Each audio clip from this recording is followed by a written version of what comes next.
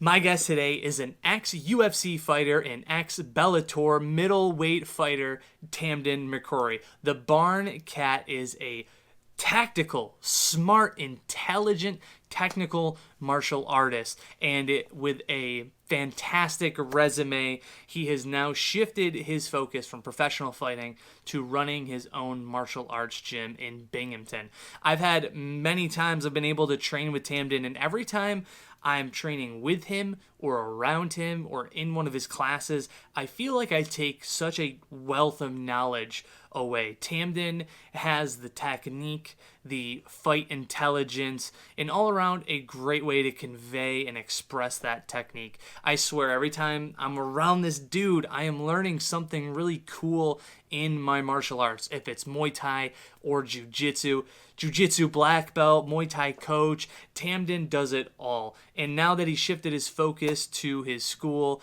his life has now adjusted and changed a little bit more. I love this conversation because I got a great look into Tamdan's life, and not just a great look, but like a genuine and real honest look at his life since now kind of hanging up his gloves.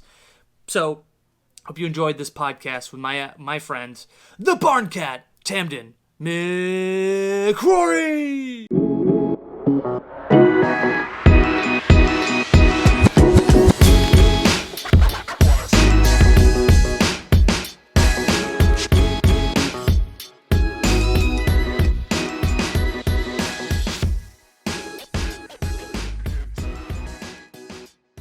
I do this. I got like couple more bites here.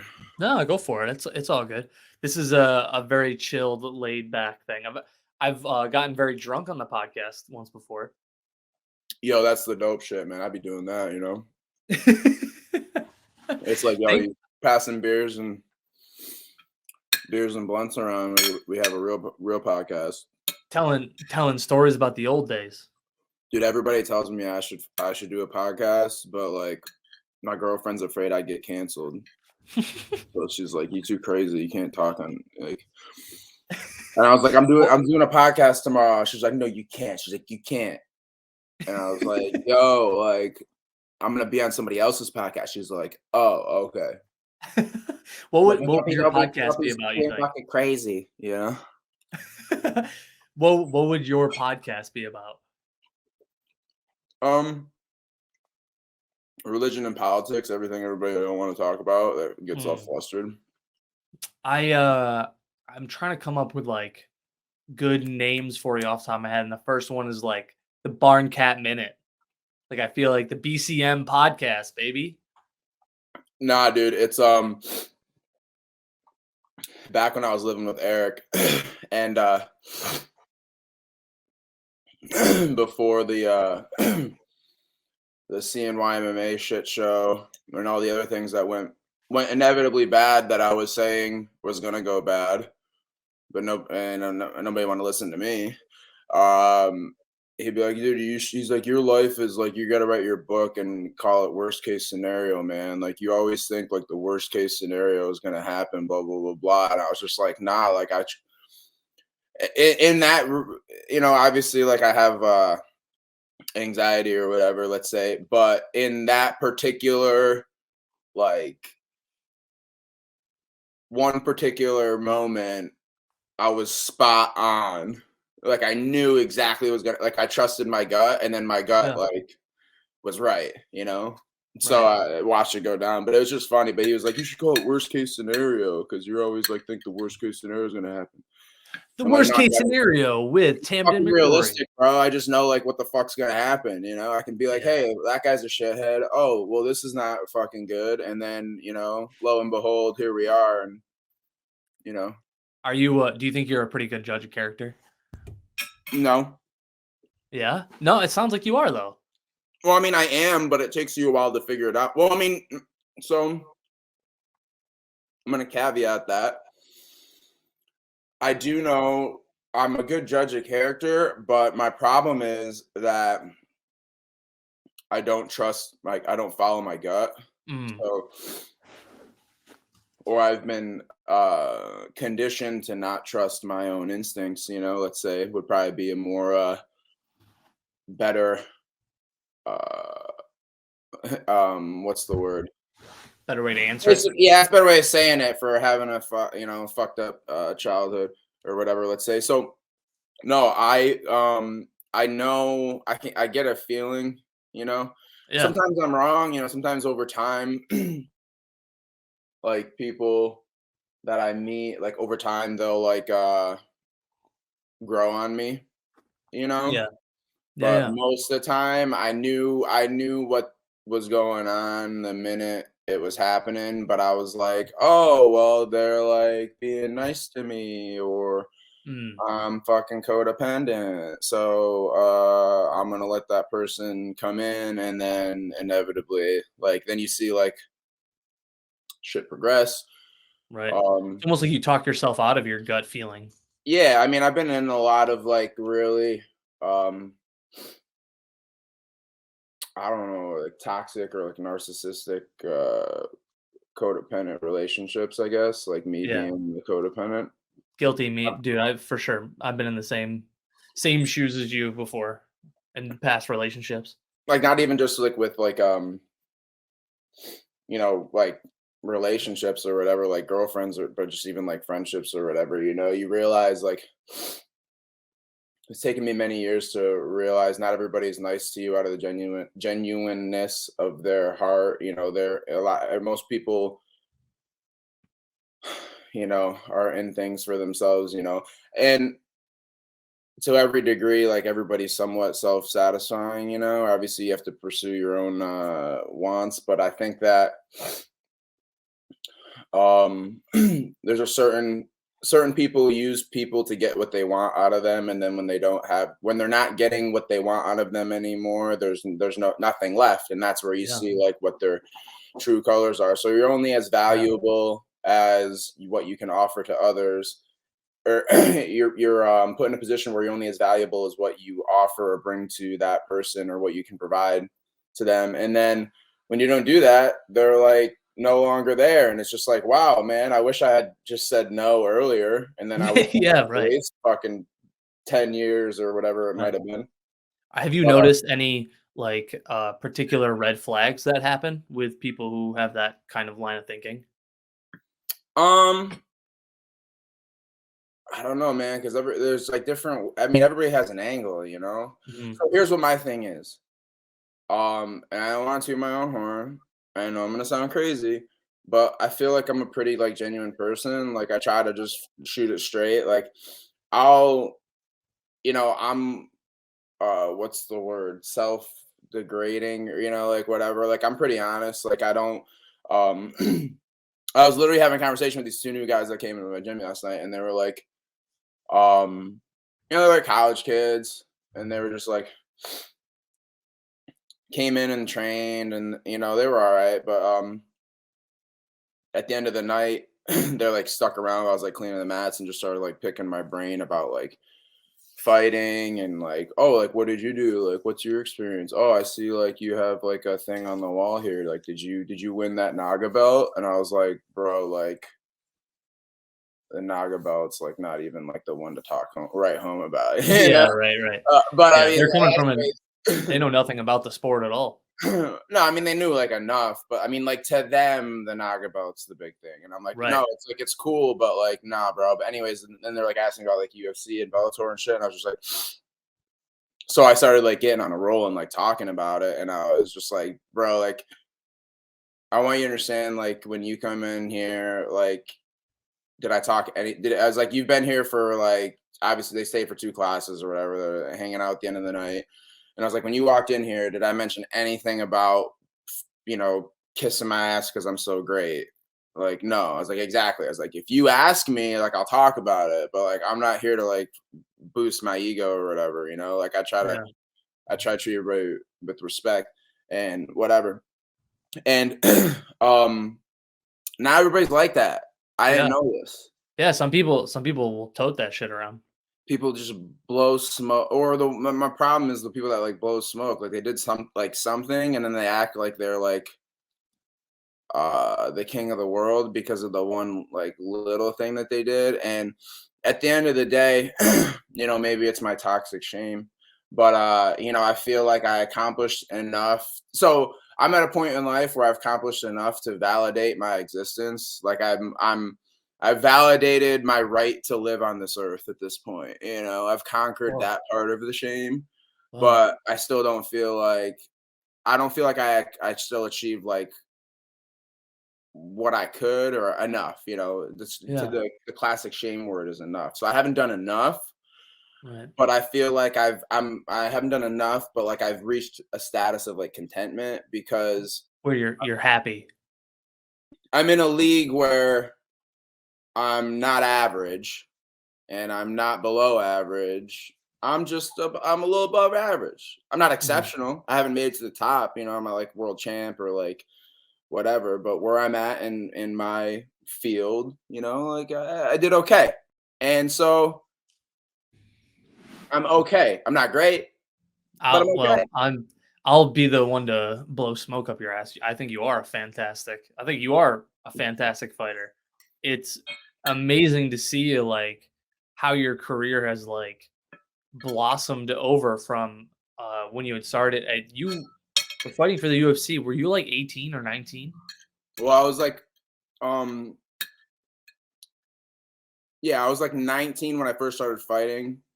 Like around when I turned 19 is like so like we were messing around at the SUNY Cortland like jiu-jitsu club. This is like 2005. I was like right about where I turned 19, right in that area.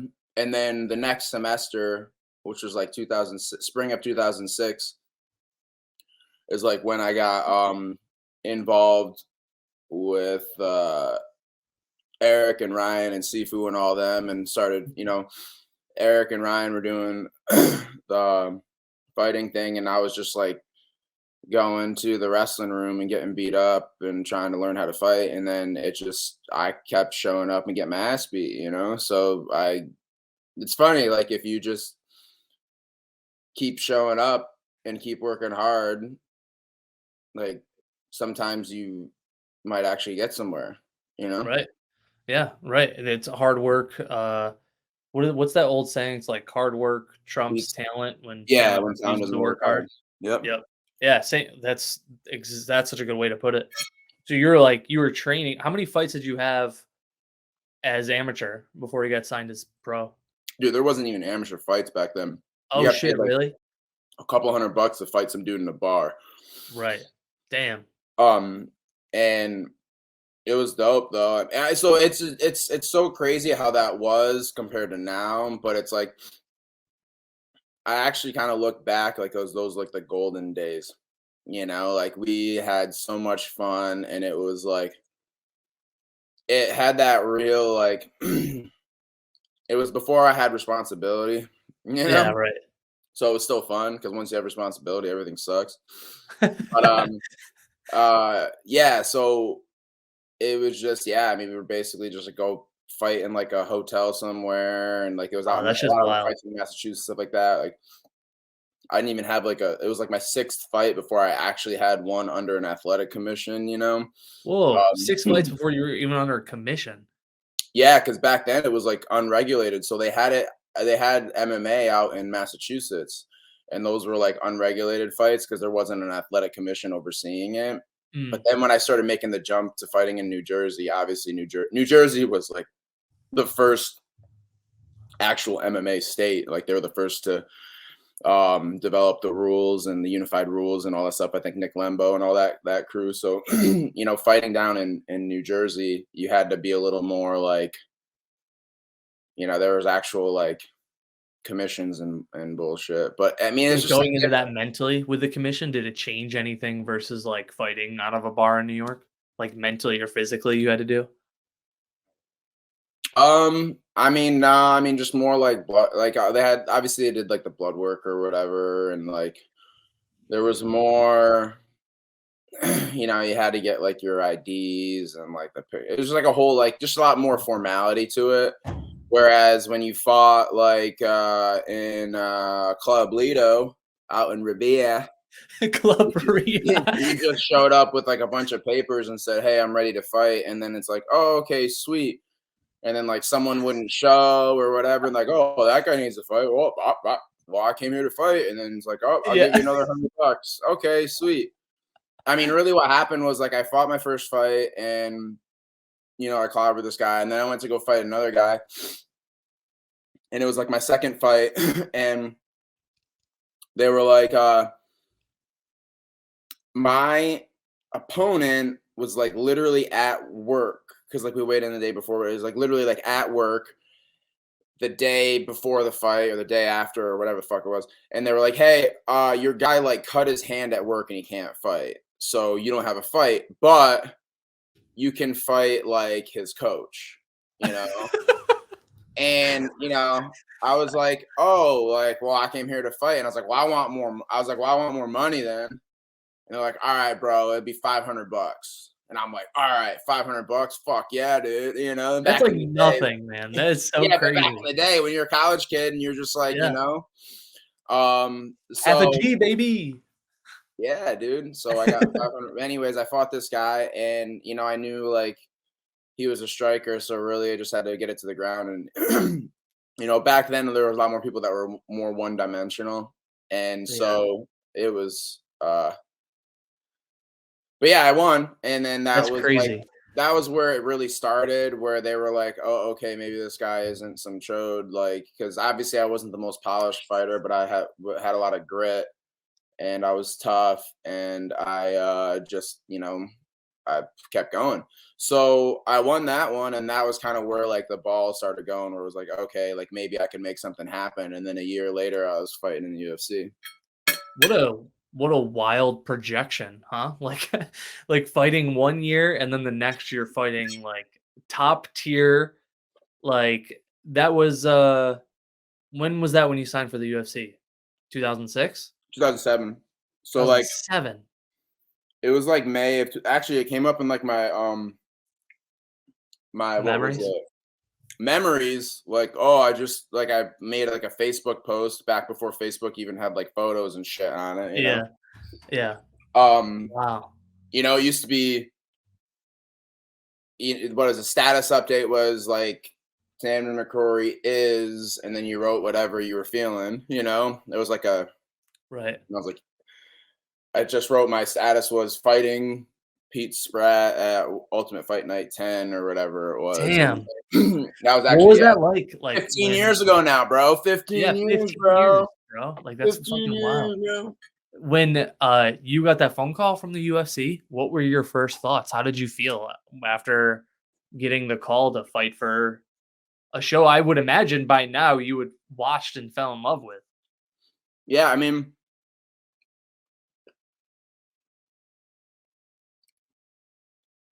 I was stoked. Like I was, I mean, I just had like a lot of like belief in myself, and I was like, I'm gonna ride this as, I'm gonna take this as far as I can. Like I want to be successful, and it all goes down to like a lot of like my childhood shit. Um, and but when I got the call, I was obviously like, okay, let's go. It's funny too because my guys were like, I remember Corey, Corey LaPlante. He was, Corey, right?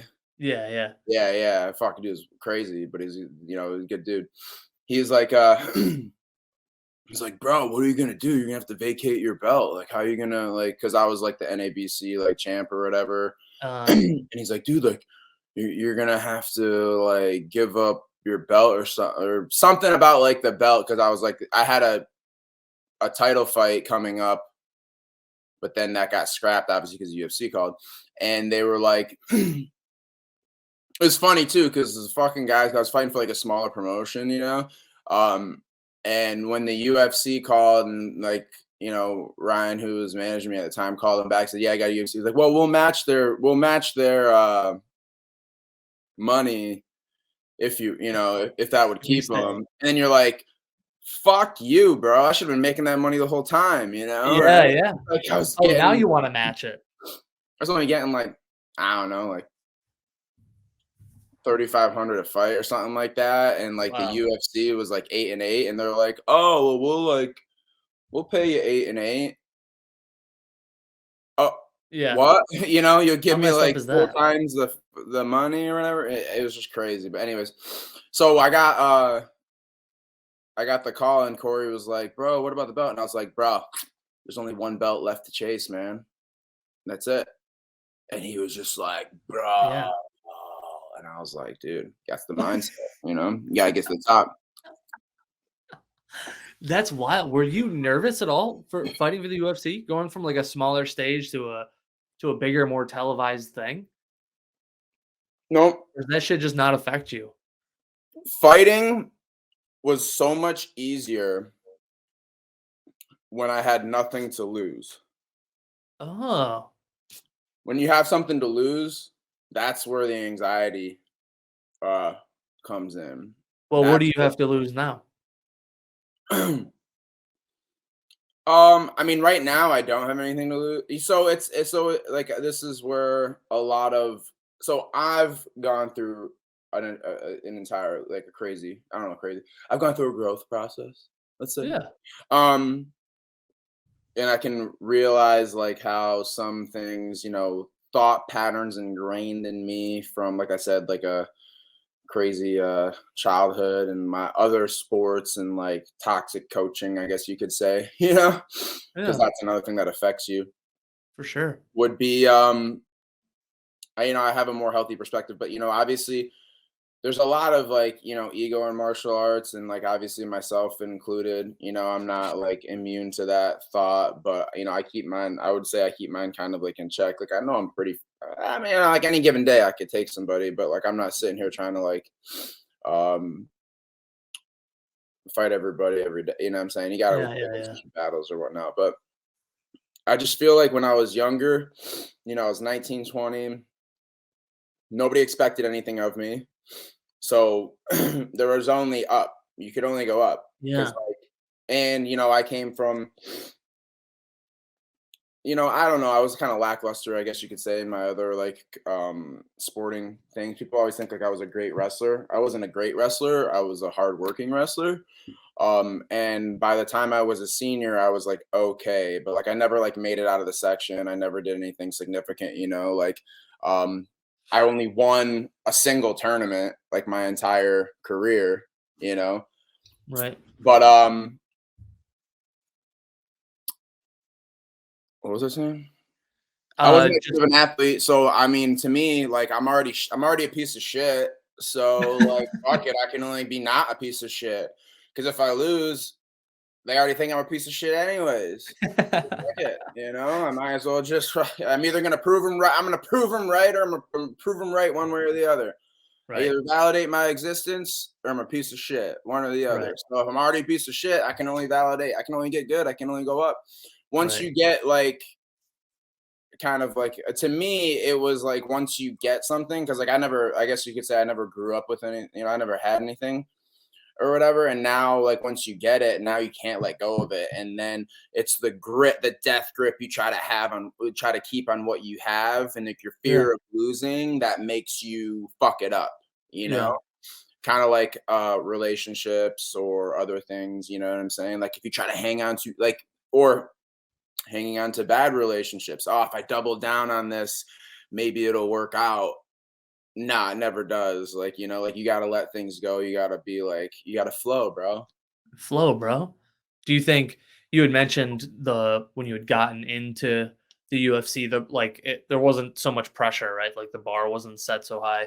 When you made your resurgence after, because you had a career at the UFC and then you took a hiatus for a little while, Uh-huh. which correct me if I'm wrong. I feel like it was a car accident or something, right? You took some time off. Well, there's a lot of things, man. Yeah. Well, Obviously, we don't have like, to get into that, but going back, like then after you had that hiatus, you mhm. then you got signed by Bellator. Do you feel like when you were fighting for Bellator, the pressure was like way bigger because you had a reputation for being the Barncat? Fuck no. I was out. So that's another thing. Like, it Dude, was that's why I love you. That's that's, so yes and no. I should say that. Like, obviously, um, I didn't want to lose what I already had. Still clinging on to like the being the barn cat or whatever, clinging to like that air of success. But I mean, I had 5 years off, so nobody was really looking at me. Yeah. And so, like, again, I came in as the underdog, and I came in with not much anticipation or expectation, I guess you could say. And I lit it up, so it worked out. It was like a win-win situation. So anytime like you have something like that, it just makes it I feel like that's where I was the most relaxed, when I knew like, hey, it's just business. I didn't have to get so wrapped up in like, and I think that comes from like all like I came from, like I said, what I would consider toxic coach, maybe not toxic coaching or some type of toxic coaching or whatever. Yeah. Like, if you lose, like you're fucking, it's like you got to fall on your shield, like you're inadequate, you're whatever. And instead of like that growth mindset, it's like, oh, you lost like your match wrestling or whatever, you let the team down, like you're the reason why it failed. And I always like Ooh. internalize things Yeah. significantly. So anytime people, I take criticism harshly, but and I have a lot of shame, so it makes me work harder and all that. Yeah. When you look at the Tamden at 19 fighting in the UFC versus Tamden fighting on Bellator, making his resurgence, what do you think is the biggest difference between the two forms of Tamden? Well, when I came back in Bellator, I I would say that I had spent all those years like developing like my ground game. So where I wasn't as strong, or I was more, I guess you could say, I had more anxiety about my ground game in my earlier years. Because remember, I mean, I was like barely even a blue belt or whatever. I didn't train as Yeah. much jujitsu, and like I was fighting black belts and all that shit. So like, I always knew like I could win those fights, but you always had that, oh man, like they're really strong there. It gives a little bit of tension or whatnot. But I think that I had a much better ground game because I developed that, and I was also, I mean, at the time, I was also like, I don't want to sound like a dick, but I just wasn't impressed. Like I was like, okay, I watched these guys fight and I'm like, I could do that. Like even now today, like I know I'm still like I'm older and whatever, and I'm not like quite where I'm not no spring chicken no more. But You're like, I'm a dad. I'm yeah, not I'm no a dad, spring dude. chicken. I got a dad bod now. So I I still I'm like, I could I could achieve some success. I still have it within me, and uh but when I came back, I was obviously more well-rounded. I felt my ground game was better, and I was in good shape, and I was just on the grind. And actually the funny thing was that feel like that was the best like point in my life, was really when I came back into Bellator, because I was training like consistently. I mean, I've been training for like years, like for that quote unquote comeback. It wasn't like something that like whatever. And I'm very Happened like overnight. perfectionist, I guess you could say. So I always like set these like really long like fight camps, and like I want to be in really good shape. And I have cardio anxiety. Like I always feel like I'm gonna be like a fat shit and not be able to make it Yeah. through a round, Right. And I just Right. like, no offense like for all of the fucking shamers, but you know what I'm saying. No, no, no. Yeah, yeah. But you Seriously. know what I'm saying? Like I feel like I'm gonna be out of shape and I'm gonna suck and blah blah blah. So um but back then I was just like, you know what? Small steps, I'm coming off whatever. And I trained in a much like more moderate fashion. And I felt like I was more successful. And it was always like in my first stage of my career, like I'd always like burn out, like go real hard. And then Yeah. even in my later, I was like really trying to push it, like when I got back in the UFC, and that kind of took a toll on my body as well. So, but I just felt like in that time, like in 2014, 2015, like that was where I had peaked. I was like 27, 28, somewhere in there, 27, 28, yeah, going into 29. And that was just like my peak. And then, it took a little dip after that, I feel like, but those are good times, man. Yeah, that's I remember telling Mike I felt like watching you come back to Bellator was like Tamdan 2.0. Like Yeah. literally everything had improved, not only ground game but also your stand up. Like you freaking knocked out Brennan Ward and hit him 5 times before he even hit the floor. Right. Like you knocked him out with one punch and hit him 4 times as he was falling to the floor, which is one of the it's like one of my favorite memes, that picture of you about I to know, throw man. that hook and it's like me Wow. and Monday, Yep. like it's still one of my favorites. Well, dude, that was like one of those things too, man. Like when you're in a state of flow, and I feel like everybody talks about it, but I mean, like, It's true. Yeah.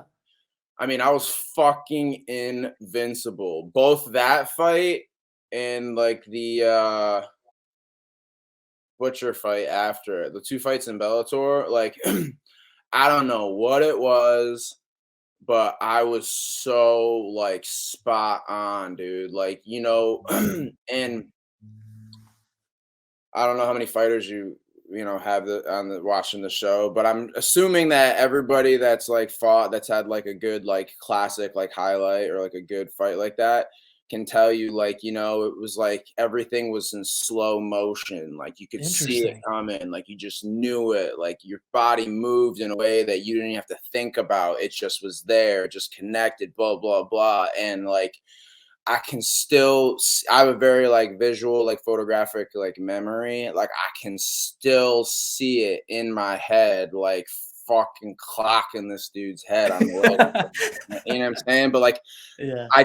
I remember the feeling like in my body where I was just like, dude, like, oh, man, he's like, it's fucking slow motion. Like I'm going to catch him. Like I Do you know think it. that Like contributes to all the reps that you were putting in prior to that? Yeah, I mean, like I was fast, I was like explosive, I had, good conditioning, I was in good shape. I feel like I had hit a lot of good things right there. And plus like stylistically, I guess I could say I was, it all worked out. I don't know. I mean, things could have gone different, but they went the way that they did. Um yeah, I mean, my biggest problem, I think, like on the coming back. So like obviously, I had a good decent little thing in Bellator, and in my UFC return. But what when I fought Jotko, and obviously that didn't go too hot, um, I really began to see how my timing had kind of gotten off, like with my stand up, let's say. What do And you I think just contributed to it? Were you just focusing more on like jujitsu at the time? well, yeah, I mean, that's where I had the most partners, but I think honestly the lack of sparring. Like Yeah. that's why when I fought Marquardt, I went out to Vegas because like there just wasn't I couldn't get the rounds in to like just have somebody punching at me and like Right. working that like sparring time. Like, doing the mitts is like one thing, but you gotta really like you gotta be fighting somebody, Yeah. like, and you wanna have a few fights before you have your fight, You Yeah. gotta it's funny. I was out there, and the guy I was working with, like strength and conditioning guy, Mike Atkinson, he was like, "Bro, he's like, you're not gonna get any tougher. He's like, you already beat yourself up. Like, you're already tough. He's like, you already fight people. Like, you fucking fight in the UFC. He's like, you don't gotta kill yourself to be good. He's like, you just gotta get the reps in. You just gotta do the work. Blah blah blah blah." And that kind of changed my like training perspective back to like, okay, let's do like a moderate thing instead of like trying to go balls to the wall all the time. Oh, I was just gonna say, do you think because it seems like you're a big proponent of like sparring and getting rounds in. Do you think sparring's more important like when you're amateur level versus professional? Well, what I think. So here's what I do. This is what I would say. I'm very much like a technician. Like I want, I'm a perfectionist, so I want like my shit to be tight. So I'm always focused on, I guess you could say I was like focused on like a technical. Like flow round, like time sparring? No, but I mean like I would hit mitts all the time, hit the Oh, bag, whatever. Like I was always developing the tools, but I didn't get a chance to necessarily the chance to do the application. Does that make sense? So I yeah, yeah, had the tools because like on the bag and on the mitts, like I look sharp. all I day. am sharp. I'm sharp when I spar too. But You I didn't didn't get those have quite rounds enough in of with that. sparring. I just didn't have like the timing and the comfort with that I wanted to, let's say. And I could have done and but the thing is it's always a should have, could have, would have and Right. whatever because I know guys that don't train a lick and can go out there and knock your ass out. And I know guys like I feel like myself that I'll bust my ass and like I'll earn it, like I'll punish myself to be successful, and then I've paid the most sacrifice, and then I still Yeah. end up short. And that's why I think I stopped. Well, part of it is financially, but one of the reasons why I stopped fighting was because the pain of losing hurt worse than the thrill or the joy of winning. Mm. And I was not able, I was having a hard time like balancing those two things. Oh, hell yeah. Does that make Wow. sense? Yeah, for Because sure. uh losing makes me a piece of shit, you know, Yeah. but winning is just accepted of me.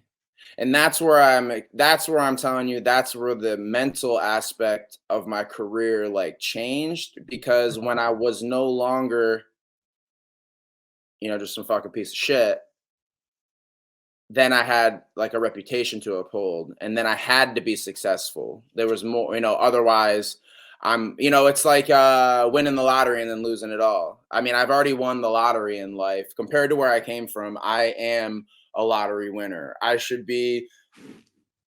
not be a positive member of society based on, what I experienced over the course of my life. And, uh, It's so weird you say that, dude, because that was my exact line of thinking with I've only had 2 fights. I had the Thai fight and then the kickboxing fight. And the Thai fight I lost by a split decision, and I felt like a piece of shit.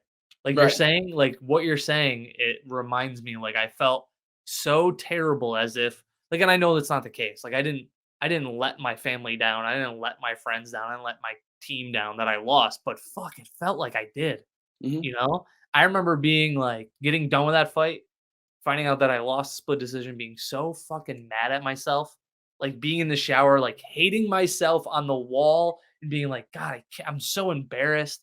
And then when I won the kickboxing fight, it felt like I should have won. Like Right. like the I don't dude the You way did you what you were framed it. expected to do. Yeah, right. Well, it's Like not I that don't it's know, not dude. that special, right? Right. That it's and also too, tell this story to my class, and the reason why I didn't pursue fighting professionally was because when I had my kickboxing fight, my second fight, that guy hit me with a hook so hard, I saw Jesus. Right. But I was it was like for a flash second, and Hmm. then when I finished the fight, I was driving home. Well, my wife and I were driving home, girlfriend at the time. She's like, "Do you want to do this the rest of your life?" And I was like, I don't know. He hit me so hard and I got 0 money for any of that. Like that was all just like like we had headgear on and like I didn't get paid anything. And then I'm like, I don't know if I want to get head trauma all the time for the rest of my life. like, like I like the idea of like training people, but I that idea was lost on me because like when I won, I was like, oh yeah, it's great that I won, but it didn't feel ultra special to me. Dude, my girlfriend's always talking shit about me having CTE or whatever, and I'm like, yo, go back and look at my fights. Like, I didn't get hit that much. Like, I know in my last two, like, I got knockouts, but I mean, other than that, like, you go back, dude. Like, watch my fights. I wasn't eating fucking shots every day, like or taking punishment. I was keeping my head I always tell my kids in the kids class, gotta cover your computer, keep your computer in check. And so yeah, dude. I mean, it takes a toll. It's certainly like it's all risk and all reward. I mean, the high of the win is probably better than sex. If for those of us that have like experienced that, or like a highlight reel, like knockout or fucking whatever, like it is the most Honestly, like, I feel like a highlight reel finish would be way cooler to me than a win. Like, I feel like if I didn't win by decision and I like knocked the guy out in the first round, like maybe that would have felt more special to me. yeah, no, it You know, definitely does. I mean, there's nothing better. Like, so I'm gonna sound a little crazy for a minute.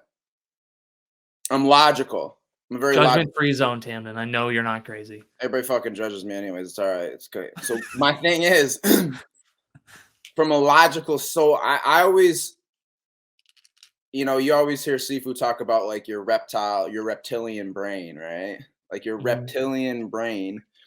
And I had a conversation with I talk to people about this every once in a while. They bring it up or whatever. And so I can tell you why you felt like a piece of shit, because if you and I, like if we were animals in the animal kingdom, right? Um, and I wanted something and you wanted the same thing, we could, well, generally, like two lions fighting over a fucking gazelle, right? You, man, we're gonna fight.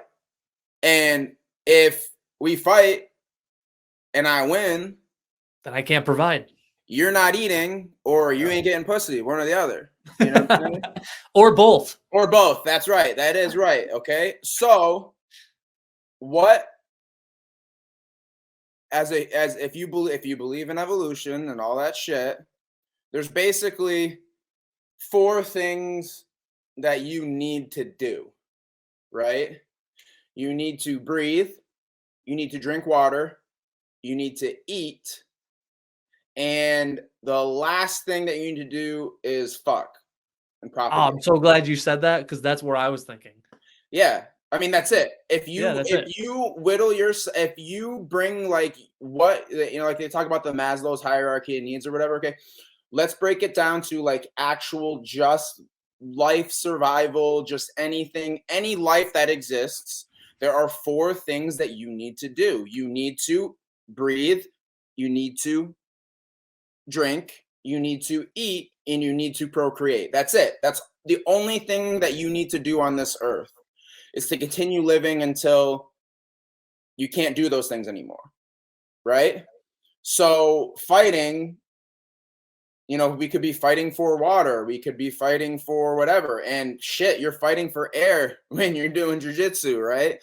So, and all of those things, like when you get down to the actual like evolution or like inner, whatever conflict, when you lose, the consequence can be your life, or if not your life, your quality of life significantly.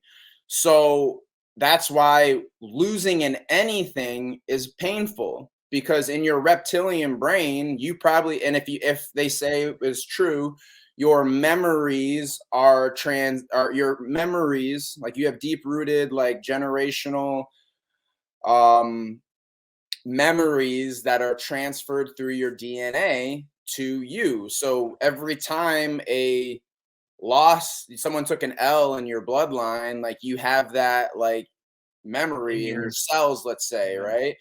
And it can't be that bad, because the worst memory would be death and non-procreation, right? But Right. somehow whoever did it, like obviously they fucked enough to have you here, right? So Yeah, right. Right. They did the fourth one enough. that's right, dude. That's the Yeah. most important. That's a really cool way to put it, because it's like you're like no one's you're no there's no love lost because you lost an amateur kickboxing fight. Like everybody still loves you.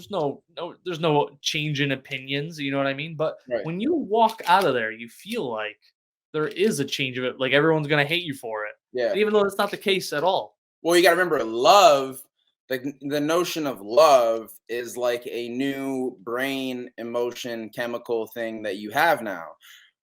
Going back to your reptilian brain, like, do you think so if we came from like single cell to multi-cell, do you think your single cell or your average single cell organism on the planet thinks like, oh, I think my mom and dad love me? No, they're breathing, drinking, Eating. eating, and procreating. That's all they're worried about right now, Right.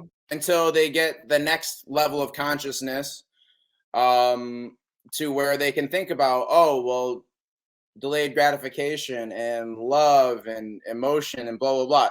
So in your reptilian brain, which is, if if you believe in all this shit, that's what you have had in your neurological system Right. for eons. Yeah. So that's the very bottom of your core.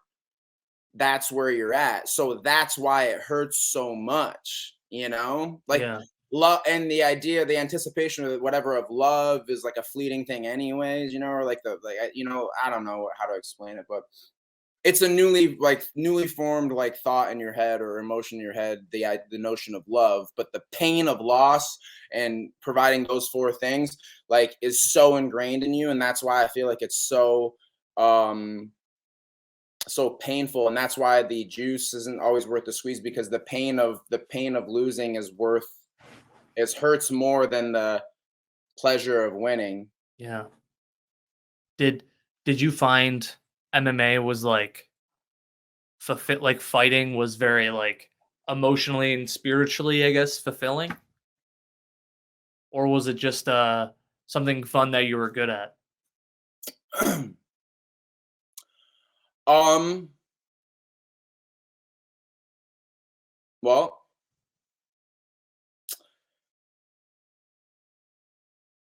probably not. So can you repeat the question one more time? I had an answer No, formulated. you're okay. Do you feel like fighting was like very spiritually or mentally fulfilling? um yes, but if I could,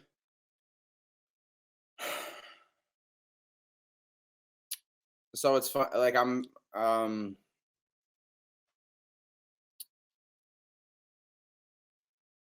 I guess everything in life shapes you. And so like I said, like I didn't have my upbringing was challenging to say the least. Um and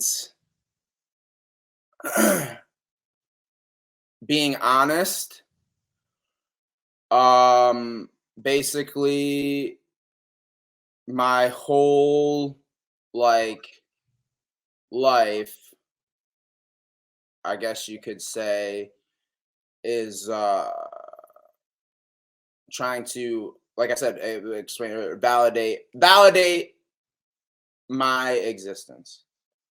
And so there's a couple reasons why fighting what so I feel like there was a lot of I had some neglect growing up. Obviously experienced some abuse. I'll get to that in a minute. But basically, I didn't. I don't feel like I received like the love that I wanted. So everything that I've been doing in life has been chasing the love that I didn't get when I was a child. Oh wow. Right. So when Mhm. you get into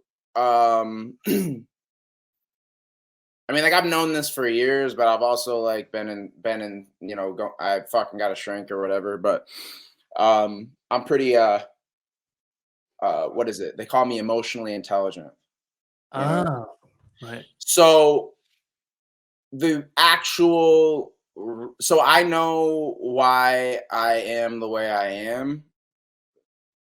The way I am is not always who I want to be sometimes, but I know why I am that way, and I know what specific experiences led me to becoming, the man I am today. And Um, fighting kind of gave you the love and appreciation. um, People actually cared about me when I fought. So I always Mhm. tell people I lived 2 lifetimes. Okay, so everything up until 19 was like what I call my former life, right? I didn't have a lot of friends. The friends that I, I mean, You're also a self-proclaimed nerd. right. Well, I mean, I just, how do I I don't want to sound like a fucking dick. I am me.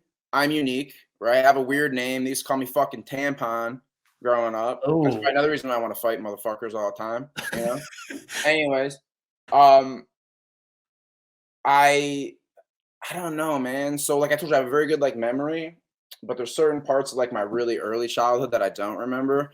And I think that, maybe that's the trauma that I'm trying to uncover or deal with in my therapy sessions or whatnot. But in either way, what I can tell you is I felt a certain amount of neglect or unimportance as a child. And so my fighting was a way for me to be exceptional and for a way for people to admire or take some interest in me. So I am not an interesting person without fighting. So it's a double-edged sword right now. You know what I'm saying? So obviously I was married, now divorced. I have a new girlfriend or whatever, and her and I are closer than ever, and we have good communication. She fucking listens to me, and I talk I've talked half this hour or whatever. But basically the only thing that really I feel like I'm a good person. I got a good moral compass. I've erred, I've sinned like everybody else has. Don't get me wrong. I'm not that high on my horse, but I feel like I've always had a good moral compass and a true north that I tried to find. Or I had a line that every time I deviated from, I was like, fuck, I got to get back on my line. I know how to get back to my compass, let's say my true north. And so I think I always thought man, I'm a good person. I'm a good dude. I care, blah, blah, blah, blah. But nobody really sees that. Nobody really appreciates that, And so I didn't really get a whole lot of attention, or people didn't notice, or maybe I was just dumb, didn't realize it. That could be it too. Apparently I don't know when women are flirting with me. I've learned that, but I wasn't well socialized as a child either. So how the fuck would I know that either? Right? So anyways, but so everything is about trying to get some type of validation, some type of acceptance, some type of appreciation, just fucking get somebody to pay attention to me, So fighting was the way to get people to pay attention to me, for me to be exceptional, for me to be special. And so that was a route that I took because I mean, to me, that was the creme de la creme. I talked to my girlfriend. I was like, because she dates me outside of the gym. She has no obviously there's a loose tie to it or whatever, but she doesn't train in my gym. She's not into martial arts. She doesn't watch sports. She doesn't give a fuck or whatever, right? So to her, I went to fights last weekend, and everybody's like, oh my god, there's, and she's laughing. She's like, oh my god, people actually care about you. And I was like, yeah, bitch, fucking, but so she's not into it, basically, right? Yeah. But I told her, I was like, yo, do you think the other dudes that, because she has friends, girlfriends and dudes or whatever that know who I am, obviously, they all watch this shit, and they're like, oh my god, I can't believe you're dating that guy or whatever. And I was like, do you ever think that they think oh man, Tamdan's here, I better watch out? And she's like, no, I don't think anybody thinks about fighting like you do. Everybody doesn't fight, blah, blah, blah. I was like, nah. I was like, I disagree, because I talked to people at the gym, and she's like, well, they're all in your fucking cult. They're gonna listen to what you say. And I'm like, nah. I'm like, listen, if you walk in a room and if you're every dude who walks in a room sizes up the room to a degree, you survey it, right? Okay, if shit pops off, that guy's gonna be a problem, You're giving everybody an ocular pat down. Yeah, you basically you scan the room, and who's gonna be a problem, who isn't, right? So I was like, when I walk in the room, I'm assuming people be like, oh shit, I hope he doesn't get mad or whatever, because I don't know what the fuck I'm gonna do, because I ain't gonna kick his ass. I mean, they can try and come get it, but whatever, She's like, I don't, nobody thinks they can try and come get it, but they're gonna end up like Brennan Ward. I know, but I think they think like that. You know what I'm saying? Like, I'm cool. Like, I'm not like fucking super tough guy or whatever. You'll never hear me talk about fighting.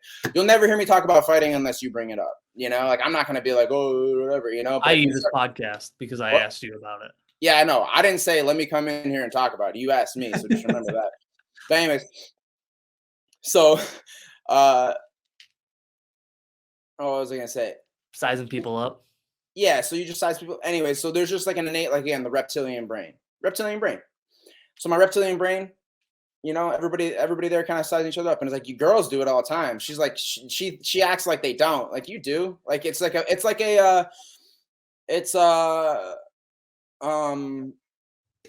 women are the worst at it too, because they're like, natural look at her fucking nails, look at her with her eyelashes, look at she thinks she's fucking fancy with those hair extensions. You know, they all do it to themselves and they act like they don't. So on women, they compete on beauty. On men, we compete on resources and the provider status. And part of that provider is protection, right? Like, I got to be able to beat ass if I need to. Right. So when you walk in and you can beat ass, and you can take what other dudes have, like, that's a valuable thing for women to want to court. Or I would have thought so, because none of these chicks ever came flocking to me when I was fighting, you know, like, I figured they would, because I could get resources. I can fight, you know? But anyway. Do you think the like the school now gives you a different sense of fulfillment, like a different type of love and affection? 100%. Write that down though, because I'm gonna come back to it. Oh, okay. I'm still You're still on sizing people up. I'm still on why I fight. Yeah. But I got ADD. And all good. This podcast has zero plans. Perfect, because I'll keep talking. Anyways, real quick, I can tell you. So, like, number one, I would say fighting is like my form of validation. Everything I do is for some type of validation. Like, I need to be validated. I don't feel like, for some reason in my life, something went undone, unsaid, unloved, whatever, where I don't feel like I deserve to be on this earth, or that I have to earn my place on this earth. And that's the shame that's in me. You know, there's never enough. I didn't do enough. I'm not enough. I didn't be enough. I couldn't love enough. I couldn't XYZ enough. Okay. So that's one of the reasons why, that's one of my big motivators. So most people like shame and self-loathe, and I'm like shame and achieve. So I have to achieve. I have to be doing something. I have to be exceptional. I have to gain praise. I have to validate my existence. And you'll hear me say that multiple times. But I remember, like, so as a child, it all came down to, well, I'll fuck kick your ass. And I always, like, that was always like the thing, you know, like, it all comes down to that, essentially. So, like, getting back to, like, when I walk in the room of like my girlfriend's friends, I'm like, I asked her, like, do you think they're worried about like me? And she's like, nah. I was like, I bet you they are. I was like, if I walked up to them and said, I'm gonna, you know, excuse my language, but if I were like, you know, and again, this is the reptilian brain. I walk up to a dude and say, yo, I'm gonna fuck your bitch. Or what? They better have an answer for or what, or that's what's gonna happen. You know what I'm saying? Like, if you went back to like and I'm not saying that's how I am, but I'm saying like in the primal, like evolutionary perspective, that's we're talking caveman. Right, exactly. I'm talking your reptilian brain. We're going back a couple like 1,000 centuries, you know? All right. Whatever it is. So that's pretty much it. So unless you can talk me out of that, which isn't going to happen if I'm physically overpowered, you know, I can physically do that. You know, like the biggest ape is, you know, the biggest fucking gorilla is going to bang all the bitches. You know, that's kind of what it is. That's scientific fact. Biggest gorilla bangs the biggest bitches. So I'm not the biggest dude, but I can fight. You know, we're more, we have technique, we have brains or whatever. Anyways, so I have that capability, and that was always like the equalizer. And I feel like that was something that was a common thing growing up. Like, I was always under threat of violence, and I always had people that were trying to like physically hurt me or stop me from getting something, or like they would pick on me and blah, blah, blah. And there was never any retribution or whatnot. So the only way to overcome that would be to exceed them in that capacity, you know? That's one And thing. You know, achieve. then there's two other significant instances like growing up that like are why I am who I am. So like one was like my mom split up from my dad when I was about 11, I think it was, and she like met some dude at the bar and just moved us in with him like the fucking next day, you know, type of shit. And this guy was the most loathsome person on earth. I don't think I have met someone more terrible than this dude, but my mom is a fucking nut job. So anyways, every time my dad would come and exchange, you know, because my dad had the weekend visitation. Every time my Joint dad would custody. exchange us, my mom's like boyfriend would like go out on the porch and like just talk all this shit like, I'm gonna kick your fucking ass, like if you step foot on my porch again, I'm gonna fucking lay you out, blah blah blah. And it would all, I mean, every fucking time, dude, like there was not like even when my dad would try to drop us off on the side of the house and not even come to the porch, There's my still mom's something. boyfriend would come out just to be like, fuck you, like blah blah blah blah blah. And when I was a kid, I was just like, come on, dad, just like beat the fuck out of this asshole, like just fucking put him in his place, you know, like Yeah. he's like, come on, like fucking save me, bro, you know, like whatever. And you know, obviously my dad and I talked. I get why he didn't do that, you know. And as he said, it was better to have me on the weekends than to have me from jail, you know. Yeah, yeah. So I get that part of it, but in my like, I still can't. There's a part of me that still can't accept that. Let's say. So,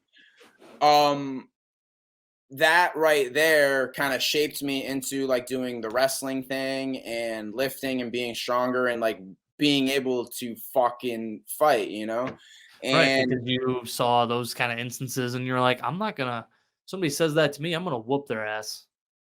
well, not even that, just like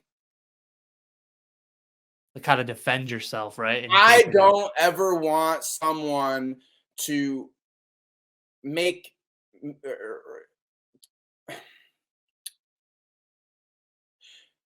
my thing is or what? or what? Or what? Yeah. You know what I'm saying? Hmm. Tamden, I need you to do this. Or what? Well, then Or shut the what? fuck up and sit the Yeah. fuck down. You know, I don't want someone to exude that type of control over me. And I get like a lot of it. It's kind of like when they take the little elephant and they put the little stake in the ground when they're young, and then when they get older, they still get tied to that stake, and they, even though they could run away, they don't. You know what I'm talking about, Yeah. right? Yeah, yeah. Like they condition the little elephant from, and when it's a little elephant, that this little stake is going to tie them in and they can't get away. But then when they grow up and they've exceeded that they could get out, they don't, because Right. Because they're they're trained still on that little conditioned, right? that They're anchor. conditioned. So that was like me, like one of my things, you know? But anyways, Yeah. I was like, again, or what? Or what, bitch? Like, let's Right. fucking go now. And now I have the strength and the determination and the ability to have that or what conversation. I can stand up for myself, you know? And like I said, I grew up in like a much more like crazy and like violent or like abusive, like fucking household in that regard. Not everybody experiences that, but I did. So how do I overcome that little, how do I protect that little boy? How do I protect my inner child? And that is by, or what, bitch? Or I'm gonna what? fucking make you swallow your goddamn teeth, you know? So that's kind of like, that was one huge, like that right there was basically the big thing that shaped me. But then like in college, many years later, I remember this, dude. This is fucking crazy. So we go to like, I was hanging with this guy. We go to this fucking frat. I didn't know what frat we were in, but it was on like, I can't remember what fucking street it is. I could walk by it and know. Anyways, and you remember like it was like The Ultimate Fighter like season 1 was out. This is before I even started training fight. Like, it's 2005, 2004, 2005, right? Anyways, and remember Jason Giambi? Oh wow, I have not heard that name in a long time. He was that steroid dude from the Yankees or something like that, right? Mm-hmm. So, anyways, I remember Baseball it because yeah. I was at this frat party and we're watching like the tough finale or whatever it was. And then they have like a sports center come on and it's like Jason Giambi and they're talking about him doing roids.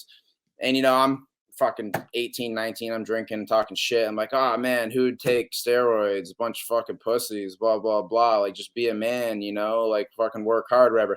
I didn't realize they took me to the fucking steroid frat, bro.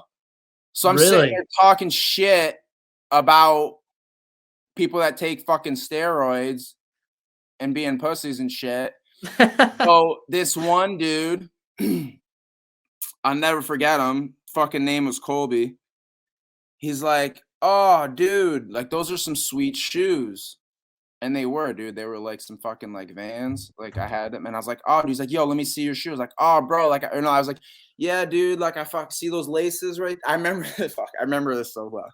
I'm like, bro, see those laces right there? It's like those fucking laces are custom, bro. I fucking put those laces in myself, Like I'm just talking shit. He's like, dude, let me see that, man. Let me see that. I'm like, oh, I was like, bro. So I fucking go like this. I'm like, bro, look at this thing. And he pours his beer in my shoe. And I go, what the fuck are you doing? And he's like, drink up, bitch. He's like, fucking drink, pussy, or whatever. And I was like, bro. He's like, drink it. And I was like, nah, whatever. And he's like, yeah, go slosh around in that. He just started talking shit because he just poured a beer in my shoe. And I was like, I have to fucking kill you now. I was like, I have to fucking kill you. Like, I cannot believe in my fucking right mind that you thought it was appropriate to do such a thing. So I'm like, having like a come to Jesus, like, I gotta swing on this dude. You're having an or what bitch moment. Right. I was having the or what was about to be fucking now. Yeah. Anyways, the dude that I was hanging with sees like fucking everybody swarming, like fucking like all the juice heads start fucking crowding in because they know it's about to hit, and he fucking like grabs me and yanks me out of the house. He's like, yo, we gotta fucking go, and we like fucking jet. And I was just like, bro, and they're like all on the porch like laughing and shit. And that right there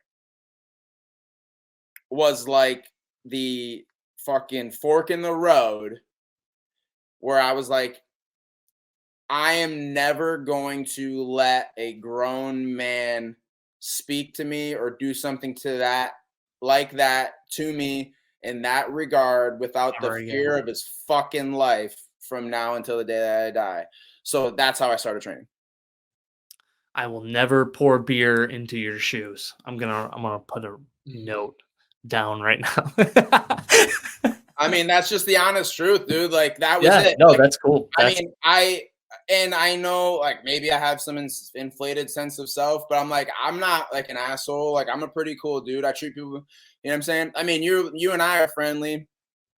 I mean, I don't know who else Taikai has something bad to say about me, but like, I honestly have never heard anybody say a bad thing about you, Tamdan. I think everybody's too scared to say something bad. I know, right? But I mean, even when I go up there, like, like I know I'm like a tough role and everybody knows when I go there, like it's going to be hard, but like I treat everybody with respect. I'm not like, oh, I beat your ass. Like you're a bitch. It's just like, hey man, like, thanks for the round. Like good. Like, yeah, and I try to give back. So, but I guess you could say those are the reasons why I fight or decided to fight or whatever. It's all that shit.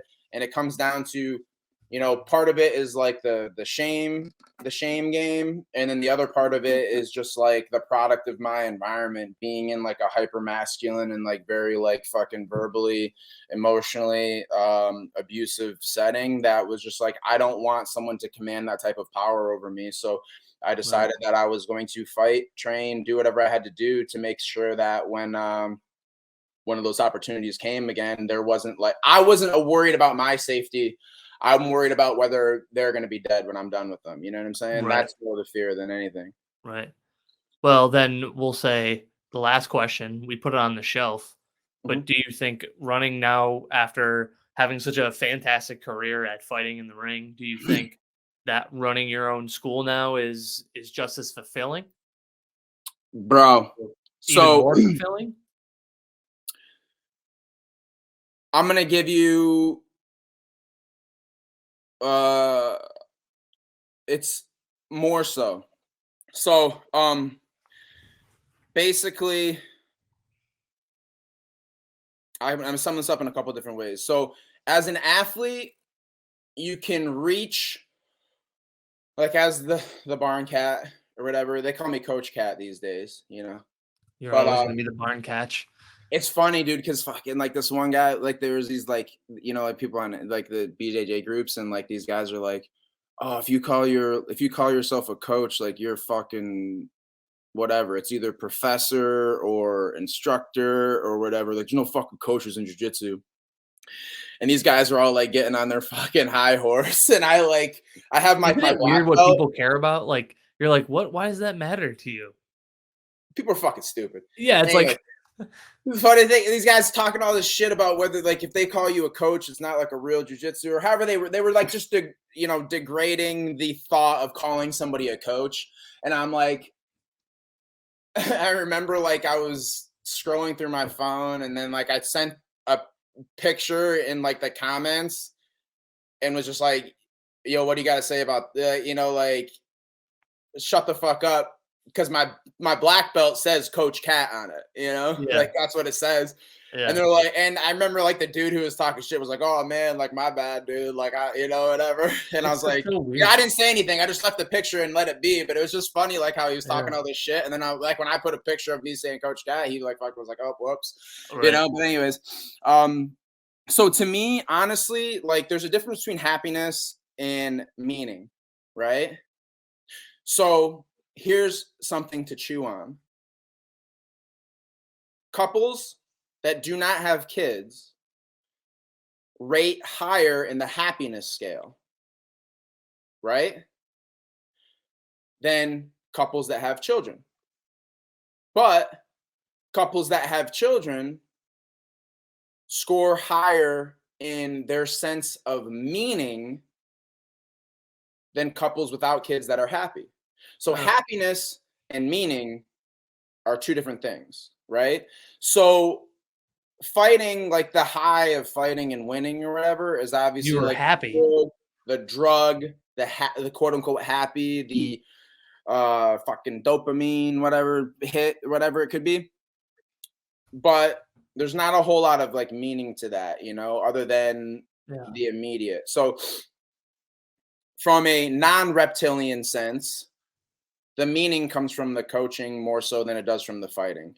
So I find my experience as a coach to be 100 times more meaningful than um the what is it the fighting. So an example, so like I said, I made this analogy to people back fucking 10 years ago, like back when I had my first layoff, let's say.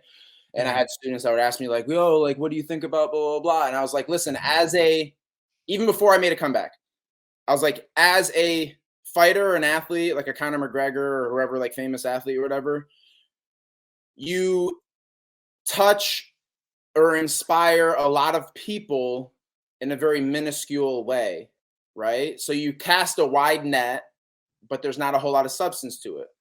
As a coach, my flock is much smaller, my reach is much smaller, but Those my connections matter more. impact is so much greater, and there's so much of like a level of like intimacy or whatever, you know what I'm saying? Like you Instead of a who's it, net that you're what? casting out, catching a bunch of minnows, you're casting your hook out and able to catch marlins and Yeah. giant swordfish. So I just know that like what I'm doing now on a personal level has so much more meaning and is so much more impactful on the world and the community around me. You know, like I have kids now. My kids are in school. Some of their kids that they go to school with train with me. You know, I coach all my kids' sports when appropriate. You know, I'm very involved in like, you know, I treat myself as like an educator, not just like a coach. So um and really I always wanted to be like a teacher or like a coach. Like I always Yeah. like the idea of helping others. Yeah. Um I want to be for others what I wanted when I was a kid or you know what I'm saying, right? I Yeah. want to be for everybody else what I didn't have. And Yeah. I have that perspective. So again, and this kind of goes back into another life lesson. Everything in life is an example, right? You find examples, everything that you observe, right, is an example. Is that something that you want? Yes, then you want to move towards it or take action towards it. If that's something that you don't want, you need to move away from it. So an example would be like obviously like my divorce was not good, right? But my baby mama and I, we work together, and you know, obviously, I've had to let a lot of pride go to be in the position where we can have a good relationship for the betterment of my kids. Right? There's no like fighting when we get together. There's no like whatever. Right? She has a boyfriend. We're tight. My girlfriend and her, they're like tight. We're all involved in this like parenting dynamic, which Right. is so much better for my kids. And everybody looks at us like we're fucking crazy. Well, it's better than what you had as a kid. Right. Because I know how not to do things. I know Yeah. what not to do. I know how to fuck your kids up, you know, Yeah. Right. Right. or make it more difficult. So it just works out that way, you know, and that would be like my big thing too. And that's going back to the coaching thing. I get something I get to share with my kids. I don't know if any of them will ever pick it up and go on with it. I kind of hope they don't, you know. I mean, nobody that grows up well adjusted and like has a lot of love in their life is like, man, I want to go fight other human beings for money as a way of Yeah. making a living. Right. But I could be wrong. I don't know. Right. Um, but yeah, I get to Yeah. That's share in something. It's an activity I can do with my kids, and it's like building a legacy, not only, um, you know, just in the community too. You know, a lot of kids come to me, and uh, nothing is better than seeing people grow and develop and improve and find fulfillment. It's that honestly is the best thing. And like I tell people, I don't even give a fuck about I mean, I do care about the adults, don't get me wrong, but I was like, if I should be like a school teacher, I don't even know. Like, I mean, I yeah. couldn't with the mouth that I have, but It just means I more mean, to you to be there for the kids and be a good role model for the kids. yeah, dude, like, dude. And the other thing too is like they're so like malleable, you know? Like me taking you, like if I were to train you right now, like you already have a good skill set, you already know what you're doing, you know what I'm saying? I'm only gonna make like an incremental increase. Like your shit isn't gonna jump up overnight by training with me, right? Unless something miraculous happens. But like when you take a kid, they're a blank slate. They don't even know how to Right. use their bodies yet, right? So Yeah. just every day is a win for them, man. And Yeah. and if you share in that excitement, they'll share in that excitement, and then they're gonna want to improve. And my goal as an educator or coach or whatever is to try to help kids do things for the enjoyment instead of do things to escape shame. Does that make sense? Yeah. Yeah. I was motivated away from pain, and I want kids to be motivated towards like the pleasure or the fulfillment more so than like trying to escape the dumpster and the depths of, you know, sorrow or whatever the Yeah. fuck it might be. So if I'm a band-aid for them in the meantime, great. But ultimately I want people to grow up with a better sense of self, a better like purpose, Yeah. and all that shit, dude. I don't know. Well, thanks. Yeah, no, that's very well put, dude. I think you put it very well. It seemed like a couple times you were trying to find the right words for it, and I think you did a fantastic job. That's the Jordan Peterson Barncat, thing. you've always been a positive role model to me ever since I've known you, martial arts and out of martial arts. So I've always appreciated not just trying to blow smoke up your ass. Bro, Um, you tell me. You still got a minute or you got to bounce on this? I got 5 more minutes. All right, real quick. Yeah. Bro, hit me. What's fatherhood like to you, bro? Ooh. You said earlier more meaning, right? Like that's to me that's what it feels like. I still remember I I've told this before, but like I remember when Brittany gave birth to Ash and I was just holding him in my hands in the hospital, and I remember this sense of like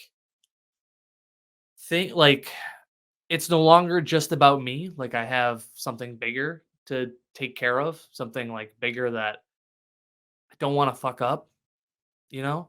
Like I don't know, it was like the weight of the world kind of not like fell on my shoulders. I just obviously there's a lot more pressure, right? Because you have a lot more responsibilities. And then you're also just like, wow, this kid's a piece of me now. Like I really I really got to step up my game now. You know what I mean? Like it was a weird moment where I realized like my life is no longer just like me, not just me and Brittany. It's 100% now him. You You know? realize that I'm gonna sum it up for you. You realize that you got the call.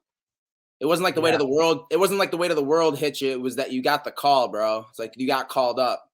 Now Yeah. it's time to go to work. You know what I'm Right. saying? Yeah. And you're Exactly. like, shit, bro. Now, Right. yeah, you know, For men and women, it's so different, right? Because like the Brittany like was growing this baby, so she had that experience as she was like growing the baby, and guys don't do anything. You know what I mean? Like we just are on the sidelines waiting till it popped out. And then for me, that was the moment. Like when I held him, I was just like, it was breathtaking. I don't know. It was really. But ever since now, he's like 2 years old, and it's really cool watching him learn and progress. And it's funny because you're like, I don't want to make the same mistakes that others made, and there's just I don't know, definitely a lot more meaning to my life. My perspective has definitely changed on a lot of issues and a lot of things bro. just because of him. I'm gonna hit you with.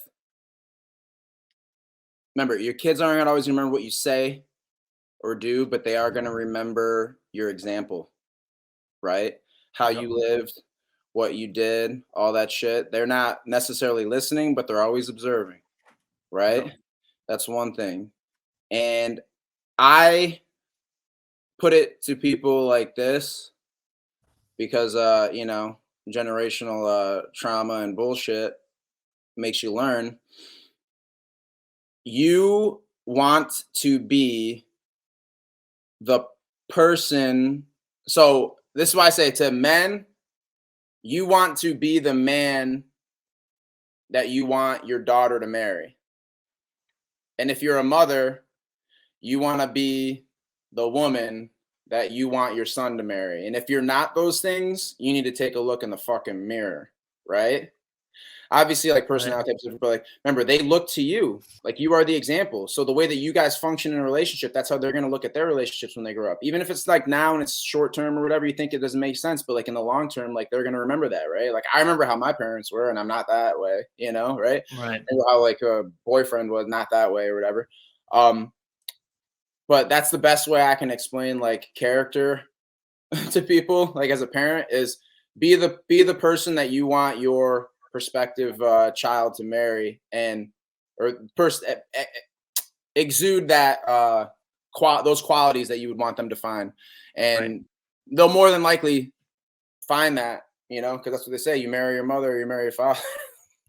My Yeah. sister and Right. I did Well. the same. My sister and I did that, so Yeah. it's Right. something right Right. to it. For me, wrong. For me, the wrong reasons. For my sister, the right ones, maybe. But Yeah. Right. That's funny. Well, dude, listen, this has been a blast, and I feel like we could do this for 4 more hours. yep. So we'll have to do this again in the future. And I always appreciate your time. I've always looked up to you very much in a martial arts standpoint. I've always felt like you're one of the more well-rounded people and martial artists I've ever had a chance to train with, and I'm not just saying that to be nice to you. I wholeheartedly mean that. No, I appreciate it, man. Yeah, fuck, get me on the Joe Rogan, or fucking do like a 4-hour one on this one, dude. We'll light it up. We'll fucking I'll knock it come out of with the notes. park. Now you want to do a 4-hour podcast? I'll come with notes, dude. I got shit I can talk about. You know? Oh, dude, I love that. Thank you, sir. I appreciate you. Bro, I appreciate it, man. We'll do it again.